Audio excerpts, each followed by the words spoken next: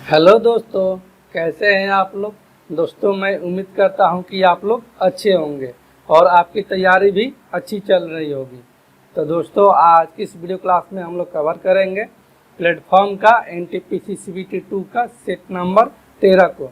और दोस्तों आपने अभी तक सेट नंबर 1 से लेकर 12 तक का सोल्यूशन नहीं देखा है तो जाइए चैनल के प्ले लिस्ट में, वहाँ पर आपको सभी वीडियो मिल जाएंगे। तो चलिए दोस्तों आज की इस वीडियो क्लास को हम लोग स्टार्ट करते हैं बिना कुछ देरी किए। तो आज का हमारा पहला प्रश्न है, दिया गया है w बराबर में -2, x बराबर में 3 और y बराबर में 0 और z बराबर में दिया गया है -1/2। तो z plus w plus y बटा में x का मान क्या होगा। यहाँ से निकाल लेते हैं, यानी कि z plus w plus y और बटे में x का मान पूछा है। तो दोस्तों इसका हो जाएगा z का मान -1/2 और प्लस का w का मान यानी कि -2 और प्लस का हो जाएगा y का मान यानी कि 0 और बटे में हो जाएगा x का मान 3। तो दोस्तों यहाँ से हो जाएगा -1/2 और प्लस माइनस का 2 और बटे में 3।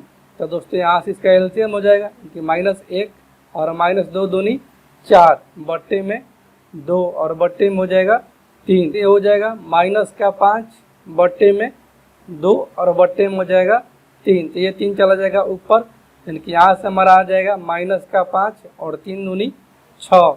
इसलिए ऑप्शन ए को हम लोग टिक करेंगे। ठीक है दोस्तों। तो दोस्तों अगले प्रश्न को बढ़ने से पहले दोस्तों अगर आप इस चैनल पर नए हैं तो प्लीज़ दोस्तों आपसे रिक्वेस्ट है कि इस चैनल को आप सब्सक्राइब करें और इस चैनल के बारे में अपने दोस्तों में भी शेयर करें। तो चलिए दोस्तों अगले प्रश्न की ओर बढ़ते हैं। अगला प्रश्न है x1 x2 x3 ... xn। तो एक क्षणों का विचरण क्रमशः जो है वो आवर्तियों f1 f2 f3 ... fn है और x बार यानी कि x का मान के साथ निम्नानुसार दिया जाता है। ये दोस्तों एक तो सूत्र होता है, वह सूत्र हो जाएगा ऑप्शन नंबर बी। ठीक है दोस्तों अगले प्रश्न की ओर बढ़ते हैं। अगला प्रश्न निम्नलिखित सारणी यानी कोई सारणी दिया है जिसमें कि 4 मोटर कारों B, H, T और S की गति दिया गया है, जिसमें कि पहला प्रश्न है किस मोटर कार के द्वारा 3 घंटों में सबसे अधिक दूरी तय की है। तो दोस्तों यहाँ से देख लेते हैं V द्वारा तय की गई दूरी, कि V द्वारा तय की गई दूरी हो जाएगा 7 से 8 में तय कर रहा है 105 प्लस का हो जाएगा 100 प्लस का हो जाएगा 110, यानी कि ये टोटल हो जाएगा 100 200 और 300 315 किलोमीटर। तो वहीं देखते हैं H का, तो H का हो जाएगा 110 प्लस का 100 और प्लस का 120, इसका हो जाएगा 330 किलोमीटर।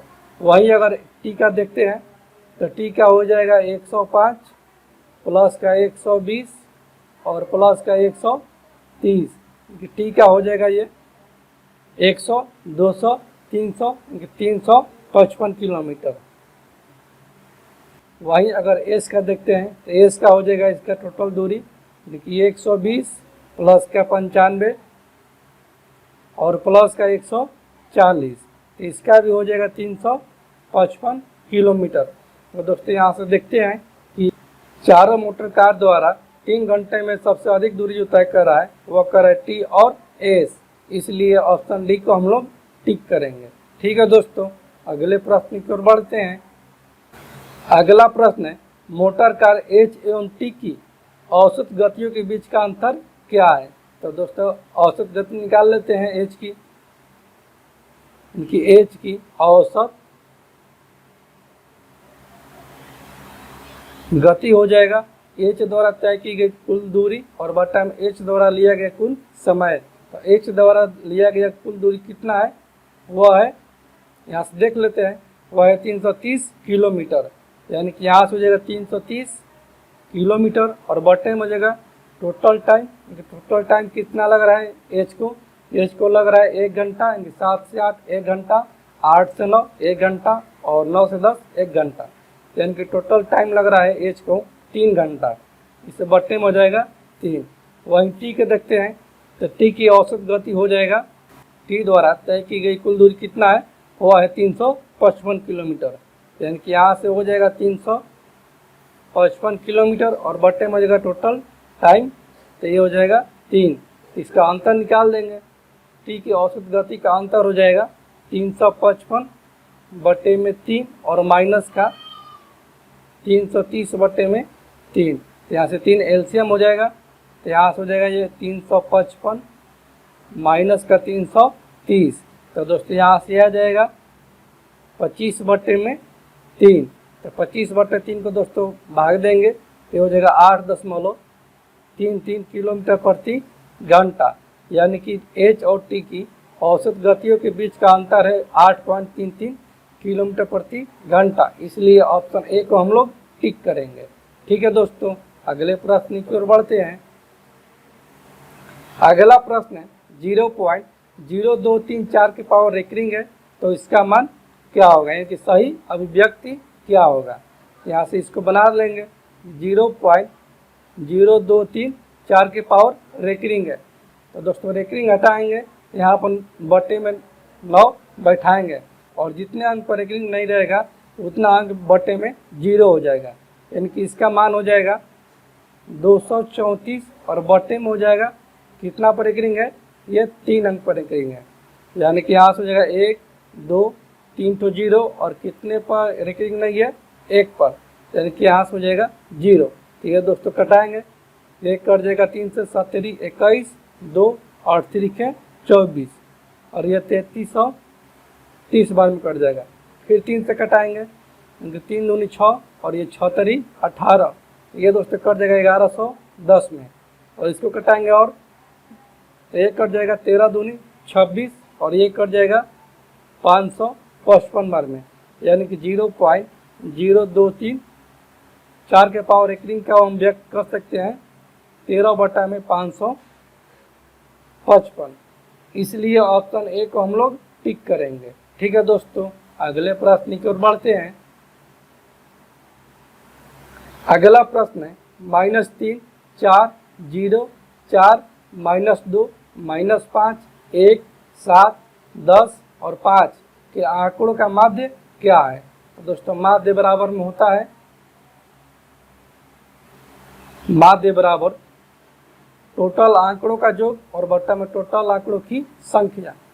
टोटल आंकड़ों का योग करेंगे तो यहाँ से हो जाएगा -3 +4 +0 +4 और हो जाएगा -2 -5 +1 +7 +10 और +5 और टोटल आंकड़ों की संख्या यहाँ से भर देंगे। टोटल आंकड़ों की संख्या जो है वह है 1 2 3 4 5 6 7 8 9 और 10 गो है आंकड़ा, यानी कि बट्टे में हो जाएगा 10। तो दोस्तों इसको हम लोग जोड़ेंगे तो ये आ जाएगा 21 और बट्टे में हो जाएगा 10, यानी कि माध्य बराबर में यहाँ से हमारा आ जाएगा 2.1, इसलिए ऑप्शन बी को हम लोग टिक करेंगे। ठीक है दोस्तों, अगले प्रश्न की ओर बढ़ते हैं।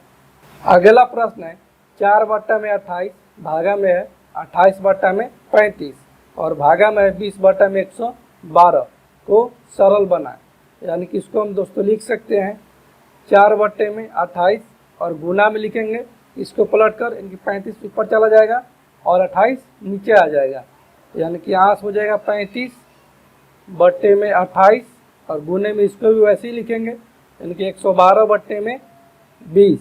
ये दोस्तों कट जाएगा 4 5 20 और ये 7 5 35 और ये 7 चौक 28 और यह 28 चौके 112, यानी कि यहाँ से हमारा मान आ गया 1, इसलिए ऑप्शन डी को हम लोग टिक करेंगे। ठीक है दोस्तों, अगले प्रश्न की ओर बढ़ते हैं। अगला प्रश्न है यदि tan ए बराबर में 15 बट्टा में 8 तथा tan बी बराबर में 7 बट्टा में 24 है तो कौशिक ए माइनस बी का मान क्या होगा। तो दोस्तों हम लोग जानते हैं कि कौशिक ए बराबर में होता है 1 बट्टा में साइन ए। तो दोस्तों यहाँ से दिया है कौशिक ए माइनस बी, यानी कि कौशिक ए माइनस बी बराबर हम लिख सकते हैं 1 बट्टा में साइन ए माइनस बी। तो दोस्तों साइन ए माइनस बी का हम लोग निकाल लेंगे पहले मान, यानी कि साइन ए माइनस बी का मान होता है साइन ए इंटू का कॉस बी, और माइनस का होता है साइन बी इंटू का कॉस बी। और यहाँ से दोस्तों दिया है कि tan ए बराबर में 15 बटा में 8, तो tan का मान होता है लंब बटा में आधार, लंब बटा में आधार। यहाँ से कोण ए में कर्ण कितना हो जाएगा, कोण ए में कर्ण हो जाएगा 8 15 17, यानी कि कर्ण हो जाएगा 17। ये समकोण त्रिभुज के ट्रिपलेट से आ गया। उसी प्रकार tan बी का देखते हैं कि tan बी बराबर में दिया है 7 बटा में 24, इसका भी हो जाएगा लंब बटा में आधार। तो कोण बी में कर्ण कितना हो जाएगा, कर्ण हो जाएगा 25। यह भी समकोण त्रिभुज के ट्रिपलेट से है। तो यहाँ से निकाल लेते हैं साइन ए माइनस बी का मान, यानी कि साइन ए माइनस बी का मान निकाल लेंगे। साइन ए कोण ए में साइन का मान, यानी कोण ए में साइन का मान हो जाएगा लंब बटा में कर्ण। तो लंब कितना है 15 है और कर्ण 17 है, और गुने में करेंगे कॉस बी, यानी कि कोण बी में कॉस का मान। कॉस बराबर में होता है आधार बटा में कर्ण। तो कोण बी में आधार कितना है 24 है, और कर्ण कितना है 25, इनके बट्टे में हो जाएगा 25, और माइनस का हो जाएगा साइन बी का मान, इनकी कोण बी में साइन का मान। तो साइन बराबर में होता है लंब बटा में कर्ण। कोण बी में कितना है लंब, लंब है 7, और कर्ण कितना है 25 है, और गुने में हो जाएगा यहाँ पर दोस्तों कॉस ए होगा। और यहाँ पर देखते हैं कॉस ए का मान, इनके कोण ए में कॉस का मान। तो कॉस बराबर में होता है आधार बटा में कर्ण। तो कोण ए में आधार कितना है, आधार है 8 और कर्ण है 17। तो दोस्तों इसको सॉल्व करेंगे तो ये हो जाएगा 17 इंटू 25, यानी कि 425, और ऊपरे हो जाएगा ये 24 5 120 के 0 हासिल 12 24 और 12 36, यानी कि 360 बटा में 425, और माइनस का हो जाएगा इधर 7 बाटे 56 बटा में 425। तो दोस्तों ये 425 एलसीएम हो जाएगा, 425 एलसीएम हो जाएगा। तो यहाँ से दोस्तों हमारा आ जाएगा 360 माइनस का 56, यानी कि इसका मान आ जाएगा 304 बटा में 425, यानी कि यहाँ से हमारा आ गया साइन ए माइनस बी का मान आ गया 304 बट्टा में 425, और यहाँ पर कौशिक ए माइनस बी का मान लिखे हैं 1 बट्टा में साइन ए माइनस बी। तो दोस्तों यहाँ से हम लिख सकते हैं कि कौशिक ए माइनस बी बराबर में हमारा आ जाएगा 1 बट्टा में 304 बट्टे में 425। ये 425 ऊपर चला जाएगा, यानी कि यहाँ से हमारा आ जाएगा कौशिक ए माइनस बी का मान आ जाएगा 425 बट्टे में 304। इसलिए ऑप्शन ए को हम लोग टिक करेंगे। ठीक है दोस्तों, अगले प्रश्न की ओर बढ़ते हैं। अगला प्रश्न है x बट्टा में 100 प्लस का 10 बराबर में 20 है, तो इसका मान क्या होगा। यानी कि x बट्टे में 100 प्लस 10 बराबर में 20 है। यहाँ से x बट्टे में 100 बराबर में हो जाएगा 20 माइनस 10, जो प्लस का 10 इधर जाएगा तो ये माइनस का 10 हो जाएगा। यहाँ से हमारा आ जाएगा x बट्टे में 100 बराबर में 10, तो x बराबर यहाँ से हमारा हो जाएगा 10 गुने में 100, यानी कि 1000। इसलिए ऑप्शन बी को हम लोग टिक करेंगे। ठीक है दोस्तों, अगले प्रश्न की ओर बढ़ते हैं। अगला प्रश्न है एक वस्तु का बिक्री मूल्य जो है वो 20% तक घटा दिया गया है। इसके परिणाम स्वरूप बिक्री में 30% बढ़ गई है। रोजाना की बिक्री के फलस्वरूप प्राप्त नकदी जो है इस पर इसका संपूर्ण प्रभाव क्या पड़ेगा। तो दोस्तों ऐसा जब भी सवाल दिया रहेगा तो इसको हम बनाएंगे प्रोग्रेसिव मेथड से। यानी कि प्रोग्रेसिव मेथड क्या होता है, वो होता है x प्लस माइनस वाई और प्लस माइनस एक्स वाई बट्टा में 100। जहाँ वृद्धि कहेगा तो प्लस कर देंगे और कमी कहेगा तो माइनस कर देंगे। यानी कि पहले बोल रहा है कि 20% तक घटा दिया जाता है। इनके माइनस का 20 हो जाएगा पहले, और दूसरे में बोला 30% की वृद्धि कर दी गई है, कि प्लस का 30 और प्लस माइनस का गुना, माइनस 20 गुने में 30 और बटे में हो जाएगा 100। तो ये 2 जीरो से 2 जीरो कैंसिल आउट, यानी कि यहाँ से आ जाएगा 10 और माइनस का हो जाएगा 3 दूनी 6, कि 4% की उसको वृद्धि हो रही है। इसलिए ऑप्शन ए को हम लोग टिक करेंगे। ठीक है दोस्तों, अगले प्रश्न की ओर बढ़ते हैं। अगला प्रश्न है, कुल जमा 7890 रुपये की पूंजी जो है वो ए, बी और सी के बीच कुछ इस तरह से विभाजित की गई है कि यदि उनके हिस्से से क्रमशः 25 रुपया, 28 रुपया और 37 रुपया घटाए जाएं तो उनके पास पूंजी क्रमशः 5:10:11 के अनुपात में होगी। तो ए और सी को दी गई राशि का योग क्या है? तो दोस्तों यहाँ से दिया उसका कुल जमा पूंजी, यानी कि कुल जमा पूंजी जो है उसका है 7890 रुपया, जिसमें कि तीनों में से रुपया घटाने पर उसका अनुपात हो जाएगा 5:10:11।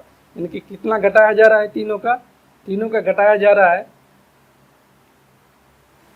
25 रुपया, 28 रुपया और 37 रुपया। यानी कि घटाया जा रहा है उसका तीनों का आय में से वह घटाया जा रहा है 90 रुपया। ठीक है, तो घटने के बाद इसका अनुपात हो जा रहा है 5:10:11। इनकी कुल जमा पूंजी में से अगर 90 घटा देंगे तो ये हो जाएगा 7890 और माइनस का 90, यानी कि 7800 इसका हो जाएगा टोटल पूंजी घटने के बाद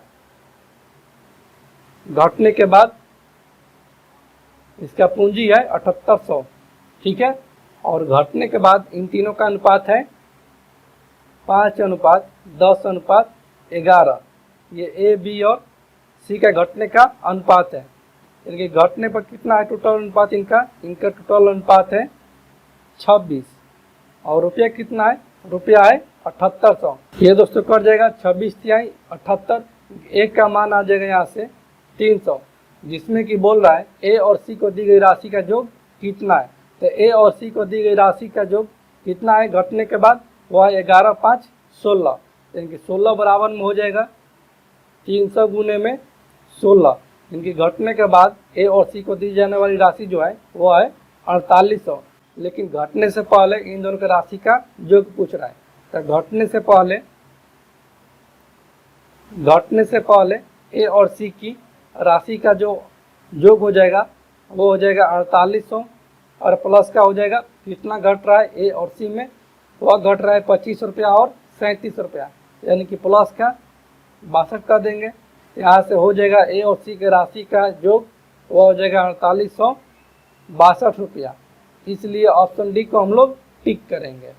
ठीक है दोस्तों, अगले प्रश्न की ओर बढ़ते हैं। अगला प्रश्न है, 1 बिलियन में अम्ल और जल का अनुपात जो है वो 4:3 है, जबकि अन्य बिलियन में अम्ल और जल का अनुपात 2:3 है। दूसरे बिलियन की कितनी मात्रा पहले बिलियन के 3 लीटर में मिलाई जानी चाहिए कि अम्ल और जल का अनुपात 1:1 हो जाए? तो दोस्तों इसको बनाएंगे रेशियो मेथड से, यानी कि पहले बिलियन में अम्ल का कितना है मात्रा? वह है 4 लीटर, और टोटल मिश्रण कितना हो जाएगा? 4 और 3 7। और दूसरे बिलियन में देखते हैं, तो दूसरे बिलियन में है अम्ल का अनुपात 2 और टोटल बिलियन है 3 और 2 5। और यही मिलाना है कितने में? 1:1 में। इनके मिलाने के बाद हो जा रहा है अम्ल 1 और टोटल मिश्रण हो जाएगा 2। इसको दोस्तों हम लोग घटा देंगे, यानी कि ये हो जाएगा 1/2 माइनस का 2/5, और अनुपात का हो जाएगा ये 4/7 और माइनस का 1/2। यहाँ से एलसीएम हो जाएगा, इनकी इसका एलसीएम हो जाएगा, तो ये हो जाएगा 10, और ऊपर का हो जाएगा 2 5 10, इनकी 5, और माइनस का हो जाएगा 5 दूनी 10, 2 दूनी 4, और अनुपात का हो जाएगा इसका एलसीएम 14, और ये हो जाएगा 7 दूनी 14, यानी कि 4 दूनी 8, और माइनस का हो जाएगा ये 2 7 14, यानी कि 7। तो ये दोस्तों कट जाएगा 5 दूनी 10 और ये 7 दूनी 14, यानी कि यहाँ से हमारा आ जाएगा रेशियो 1/5 अनुपात के 1/7। इसको दोस्तों रेशियो में बदलेंगे, भिन्न को जब रेशियो में बदलेंगे तो ये हो जाएगा इंटरचेंज, इनकी 7:5 हो जाएगा। ठीक है, और इसमें बोल रहा है कि दूसरे बिलियन की कितनी मात्रा पहले बिलियन के 3 लीटर में, यानी कि पहला बिलियन कितना है 7 है, तो 7 का मान दिया है लीटर में 3, तो 1 बराबर में हो जाएगा 3/7। तो बोला है दूसरे बिलियन में कितना मिलाया जाना चाहिए, तो यहाँ से 5 बराबर में लिख देंगे कि 5 बराबर में हो जाएगा 3/7 गुने 5, यानी कि 15/7। तो 15/7 का होता है मतलब 2 सहित 1/7, इसलिए ऑप्शन सी को हम लोग टिक करेंगे। ठीक है दोस्तों, अगले प्रश्न की ओर बढ़ते हैं।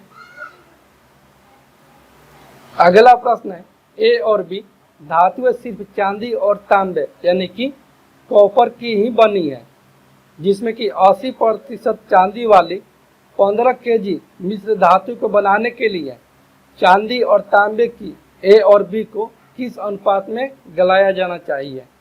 इनकी टोटल जो मिश्र धातु है, टोटल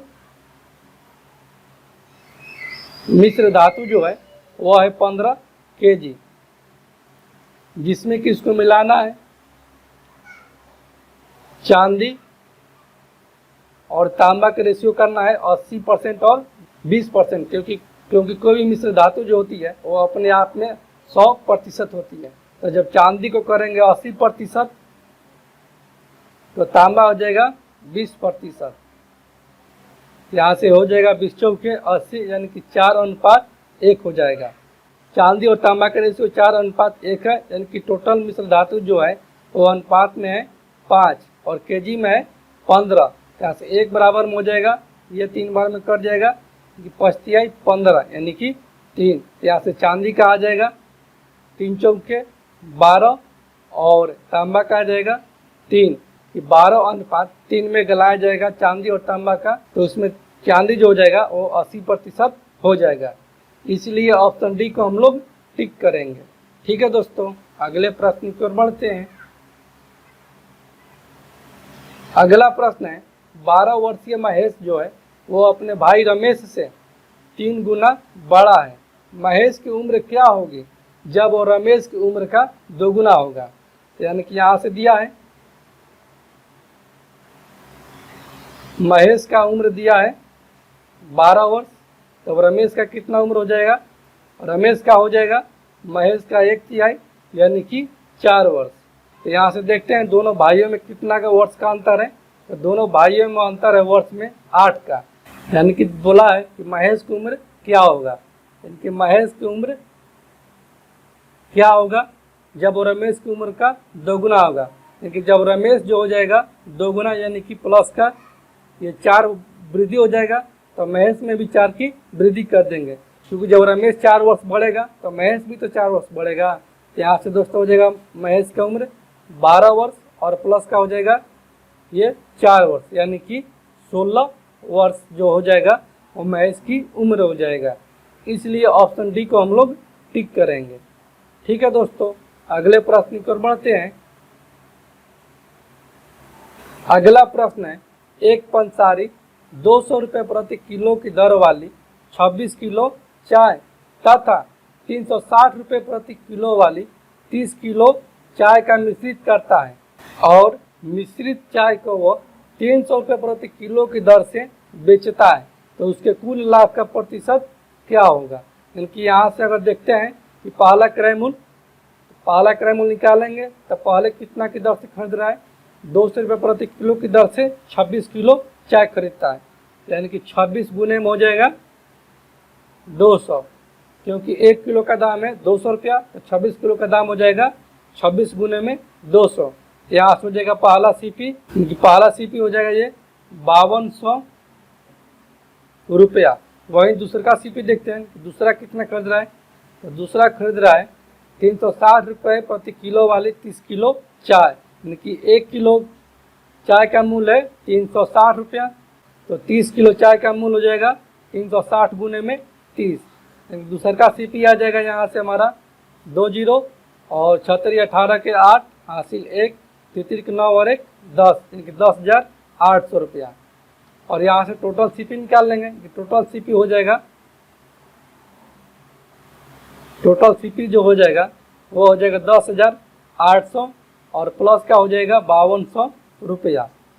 यानी कि यहाँ से टोटल सीपी इसका आ जाएगा 0 0 8 2 10 5 और 1 6, यानी कि टोटल सीपी यहाँ से उसका आ गया 16,000 रुपया। तो यहाँ से एसपी निकाल लेते हैं कि एसपी बराबर में हो जाएगा, और मिश्रित चाय को कितना बेच रहा है 300 रुपये प्रति किलो की दर से, यानी कि 1 किलो मिश्रण का दाम है 300 रुपया, तो हो जाएगा 300 प्लस 26 यानी कि 56 किलो चाय का मूल्य हो जाएगा। यहाँ से एसपी यानी कि 0 0 और 3 छक्के 18 3 5 15 और 1 16, यानी कि उसका टोटल मिश्रण का विक्रय मूल्य हो जाएगा 16,800। तो इसको प्रॉफिट कितना का हो रहा है, प्रॉफिट हो रहा है 16,800 में से 16,000 जाएगा, यानी उसका प्रॉफिट परसेंट यहाँ से निकाल देंगे। उसका प्रॉफिट हो रहा है 800 और किससे हो रहा है, तो हो रहा है 16,000 से, और गुने में हो जाएगा 100। ये 2 जीरो से 2 जीरो कैंसिल आउट, और ये 1 जीरो से 1 जीरो ये भी कैंसिल आउट, और ये 16 5 80, यानी कि उसका प्रॉफिट जो हो रहा है वो हो रहा है 5% का। इसलिए ऑप्शन सी को हम लोग टिक करेंगे। ठीक है दोस्तों, अगले प्रश्न की ओर बढ़ते हैं। अगला प्रश्न है, एक वॉशिंग मशीन का अंकित मूल्य जो है वो 7200 रुपये है।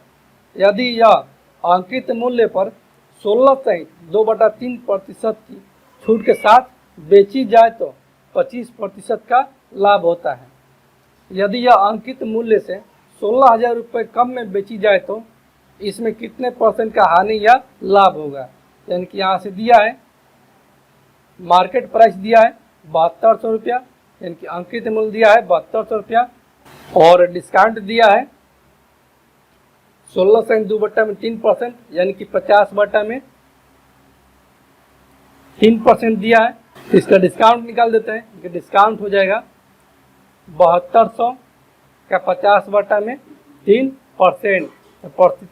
परसेंट को हटाएंगे तो 2 जीरो बैठाएंगे नीचे, ये 2 जीरो से 2 जीरो कैंसिल आउट, और ये कर जाएगा 24 तिहाई 72, और ये हो जाएगा डिस्काउंट इसका 24 5 120, यानी कि 1200 रुपया। ये 1200 रुपये के डिस्काउंट के साथ वो वस्तु बेची जाती है 7200 रुपये वाली। यहाँ से हो जाएगा इसका एसपी 7200 माइनस का 1200, यानी कि उसको बेचा जा रहा है 6,000 रुपया में, और इसमें उसको प्रॉफिट जो हो रहा है वो हो रहा है 25% का। यहाँ से क्रय मूल्य निकाल लेंगे, क्रय मूल्य बराबर में हो जाएगा विक्रय मूल्य गुने में 100 और बटे में हो जाएगा कितना का प्रॉफिट हो रहा है 25% के, यानी कि 125, ये 25 5 125 और ये 25 चौके 100, और ये कट जाएगा 12 5 60, यानी कि 1200। यहाँ से सीपी हमारा आ जाएगा बढ़ चौक 4800 रुपया। और उसके बाद बोल रहा है कि यदि यह अंकित मूल्य से 1600 रुपये कम में बेची जाती, यानी कि अब इसका जो हो जा रहा है विक्रय मूल्य वह हो जा रहा है 7200 से 1600 कम, क्योंकि इसका एसपी अब हो जाएगा 00, और ये 12 में से 6 जाएगा 6, और ये 6 में से 1 जाएगा 5, यानी कि अब उसका विक्रय मूल्य हो जा रहा है 5600 रुपया, और क्रय मूल्य कितना है वह है 4800, यानी कि इसका जो लाभ हो रहा है वो लाभ हो रहा है 5600 में से 4800 जाएगा, यानी कि 800, और किससे लाभ हो रहा है तो वो हो रहा है 4800 से, और गुने में हो जाएगा 100, तो ये 2 जीरो से 2 जीरो कैंसिल आउट, और ये 8 छक 48, और ये 3 दूनी 6, और ये 50 दूनी 100, यानी उसका प्रॉफिट जो हो रहा है वो हो रहा है 50/3%। 50/3% का मतलब 16 सहित 2/3%, यानी कि 16 सहित 2/3% का उसका लाभ हो रहा है। इसलिए ऑप्शन डी को हम लोग टिक करेंगे। ठीक है दोस्तों, अगले प्रश्न की ओर बढ़ते हैं। अगला प्रश्न है, हामिद ने एक कुर्सी 6.5% के लाभ पर बेची। यदि उसने इसे 687.5 5 रुपया अधिक दाम पर बेचा होता तो वह 1% का लाभ कमा लेता है। यदि कुर्सी की लागत मूल्य जो है वो 12,500 रुपये है तो x का मूल्य क्या होगा? यानी कि यहाँ से दिया है, यानी कि यहाँ से कुर्सी का लागत मूल्य दिया है, तो कुर्सी का लागत मूल्य बराबर में दिया है 12,500 और इसको 6.5% के लाभ पर बेचता है। इसको प्रॉफिट कितना हो रहा है? प्रॉफिट हो रहा है 6.5% के। तो यहाँ से इसका विक्रय मूल्य निकाल लेंगे, यानी कि विक्रय मूल्य बराबर में हो जाएगा ये 12,500 के बेच रहा है 6.5% के लाभ पर, यानी कि 106.5 और बटे में हो जाएगा 100। ये 2 जीरो कैंसिल आउट, यहाँ से एसपी बराबर में आ जाएगा 13,312.5 रुपया। अब आगे बोल रहा है यदि इसने इसे 687.5 रुपये अधिक दाम पर बेचा होता, क्योंकि अब उसका विक्रय मूल्य जो होता वो 687.5 रुपया अधिक होता, यानी कि ये हो जाएगा तो इसका अब कितना हो जाएगा विक्रय मूल्य? अब इसका विक्रय मूल्य हो जाएगा 14,000 रुपया। और लागत मूल्य कितना है? लागत मूल्य इसका 12,500 रुपया, यानी कि इसको प्रॉफिट कितना हो रहा है? इसको प्रॉफिट जो हो रहा है वो हो रहा है 14,000 माइनस का 12,500, यानी कि ये हो जाएगा 500 और ये 3 में से 2 जाएगा 1, इनकी 1500 का लाभ हो रहा है। और किससे लाभ हो रहा है? तो वो हो रहा है 12,500 रुपये से, और गुने में हो जाएगा 100।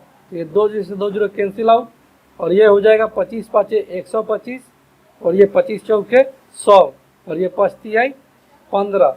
उसका प्रॉफिट जो हो रहा है वह हो रहा है 12% का, यानी कि 1% का लाभ कमा लेता है। तो 1% यानी कि 12% का लाभ कमा लेता है, इसलिए x का मान हो जाएगा 12। इसलिए ऑप्शन बी को हम लोग टिक करेंगे। ठीक है दोस्तों, अगले प्रश्न की ओर बढ़ते हैं।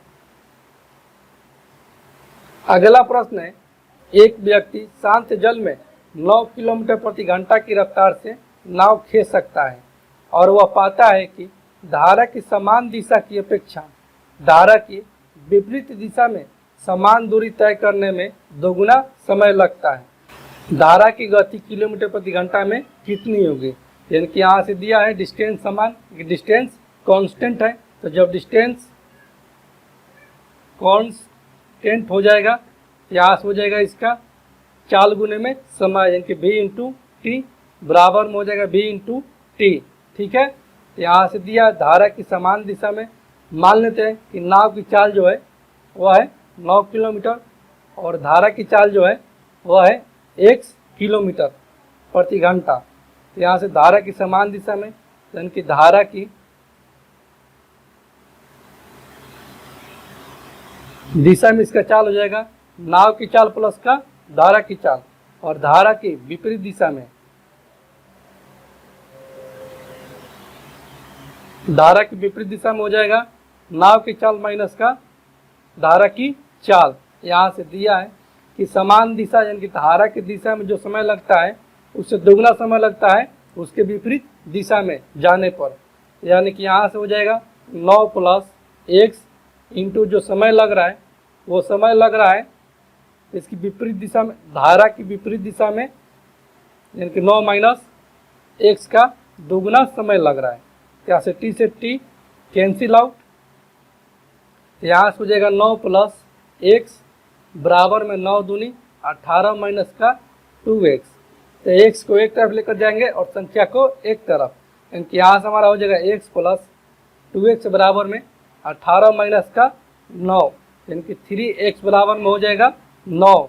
यहाँ से x का मान आ जाएगा 3, यानी कि धारा की चाल आ जाएगा 3 किलोमीटर प्रति घंटा। इसलिए ऑप्शन बी को हम लोग टिक करेंगे। ठीक है दोस्तों, अगले प्रश्न की ओर बढ़ते हैं। अगला प्रश्न है, 2 पाइप ए और बी क्रमशः 24 घंटे और 32 घंटे में एक टंकी को भर सकते हैं। दोनों ही पाइप एक साथ खोले जाते हैं। यदि टंकी जो है वो 14 घंटे में भर जाती है तो पहले पाइप ए को कितने घंटे के बाद बंद किया जाना चाहिए? यानी कि ए जो पाइप है वो किसी टंकी को भर रहा है 24 घंटे में और वहीं बी पाइप भर रहा है टंकी को 32 घंटे में। तो इन दोनों का टोटल कार्ज निकाल देंगे। इन दोनों का टोटल कार्ज हो जाएगा, इन दोनों का एलसीएम, इन दोनों का एलसीएम आ जाएगा 96। तो ए की क्षमता आ जाएगा 4 और बी की क्षमता आ जाएगा 3, जिसमें कि बोल रहा है कि दोनों पाइप को एक साथ तो खोला जाता है, लेकिन पहले पाइप ए को कितने घंटे बाद बंद किया जाना चाहिए, क्योंकि पहले पाइप ए को बंद कर दिया जाता है और पाइप बी जो है वो लगातार पूरे समय के लिए चलता है। यानी कि टंकी कितना घंटे में भर जाती है, 14 घंटे में। यानी कि बी जो कार्य कर रहा है वो 14 घंटा कार्य कर रहा है। तो बी 1 घंटे में कार्य कर रहा है 3 यूनिट, 14 घंटे में कितना करेगा, ये करेगा 3 गुने में 14, क्योंकि 42 यूनिट जो है वो बी काम खत्म कर देगा। कि माइनस का 42 कर देंगे, यहाँ से आ जाएगा 54 यूनिट, और यही 54 यूनिट जो है वो एक के लिए बच गया है। तो ये जो कर रहा है एक काम वो 4 घंटे में कर रहा है, क्योंकि 4 घंटे में एक काम कर रहा है और करना कितना है 54 काम, क्योंकि एक काम करेगा वो 54 बट्टे में 4, यानी कि यहाँ से हो जाएगा 27 दूनी 54 और 2 दूनी 4, यानी कि 13 सहित 1 बट्टे में 2 जो है, 13 सहित 1 बट्टे में 2 घंटे के बाद एक को बंद कर देने पर टंकी जो है और 14 घंटे में भर जाएगी। इसलिए ऑप्शन सी को हम लोग टिक करेंगे। ठीक है दोस्तों, अगले प्रश्न की ओर बढ़ते हैं। अगला प्रश्न है, अनु कार द्वारा यात्रा करती है और अपनी यात्रा का 1/4 भाग 60 किलोमीटर प्रति घंटा की रफ्तार से तय करती है। वह अपनी यात्रा का 40% भाग 50 किलोमीटर प्रति घंटे की रफ्तार से और शेष बचा हुआ जो रास्ता है उसको 42 किलोमीटर प्रति घंटा की रफ्तार से तय करती है। तो पूरी यात्रा की औसत गति किलोमीटर प्रति घंटा में क्या है, यानी कि औसत गति बराबर में होता है औसत गति बराबर में होता है तो कुल दूरी और बट्टे में होता है कुल समय। तो दोस्तों यहाँ से मान लेते हैं कि कुल दूरी जो है टोटल डिस्टेंस वह है 100 किलोमीटर, जिसमें कि वह पहली दूरी यानी कि D1 को तय कर रही है 1/4 भाग को, यानी कि 100 का 1/4 भाग 25 किलोमीटर को तय कर रही है वो 60 के स्पीड से, और दूसरी जो रास्ता है दूसरी दूरी जो है वह अपनी यात्रा का यानी कि 40% भाग तय कर रही है 50 के स्पीड से। 100 का 40 किलोमीटर को वो तय कर रही है 50 किलोमीटर प्रति घंटा की रफ्तार से, और शेष दूरी यानी कि शेष दूरी कितना बच गया 40 और 25 यानी कि 65, शेष बच गया है 35 किलोमीटर, और इसी दूरी को तय कर रही है 42 किलोमीटर प्रति घंटा की चाल से। यहाँ से औसत गति बराबर में निकाल देंगे। औसत गति बराबर में हो जाएगा कुल दूरी यानी कि 100 और बट्टे में हो जाएगा, और यहाँ से हो जाएगा पहली दूरी कितना है वह है 25, यानी कि 25 बट्टे में 60 और प्लस का हो जाएगा 40 बट्टे में 50 और प्लस का 35 बट्टे में 42, क्योंकि हम जानते हैं कि चाल बराबर में होता है दूरी बट्टा में समय, जैसे समय बराबर में हो जाएगा दूरी बट्टे में चाल। ठीक है दोस्तों, यहाँ से हो जाएगा 100 बट्टे का ये 5 25 और ये 12 5 60 और ये 1 0 से 1 0 कैंसिल आउट, और ये 7 5 35 और ये 7 6 42, इसका एलसीएम हो जाएगा, यानी कि एलसीएम हो जाएगा 60, ये 12 5 60 और ये 5 25, यानी कि 25 और प्लस का हो जाएगा ये 12 5 60 और बढ़ चौक 48, और ये प्लस का हो जाएगा 10 6 60 यानी कि 10 5 50। यहाँ से आ जाएगा हमारा औसत गति, यह हो जाएगा 100 बट्टे में ये 25 48 और 50 कि 50 और 48 98 98 और 25 123 बट्टे में 60, ये 60 चला जाएगा ऊपर, यानी कि यहाँ से हमारा आ जाएगा 6000 बट्टे में 123। ये दोस्तों कट के आ जाएगा हमारा औसत गति यानी कि एवरेज स्पीड, यहाँ से हमारा आ जाएगा 48.8 किलोमीटर प्रति घंटा। इसलिए ऑप्शन बी को हम लोग टिक करेंगे। तो दोस्तों मैं उम्मीद करता हूं कि आज का ये वीडियो क्लास आपको पूरी तरह से समझ में आ गया होगा। और दोस्तों आपने अभी तक इस चैनल को सब्सक्राइब नहीं किया है तो प्लीज़ दोस्तों आपसे एक रिक्वेस्ट है कि आप इस चैनल को सब्सक्राइब करें और हमें सपोर्ट करें।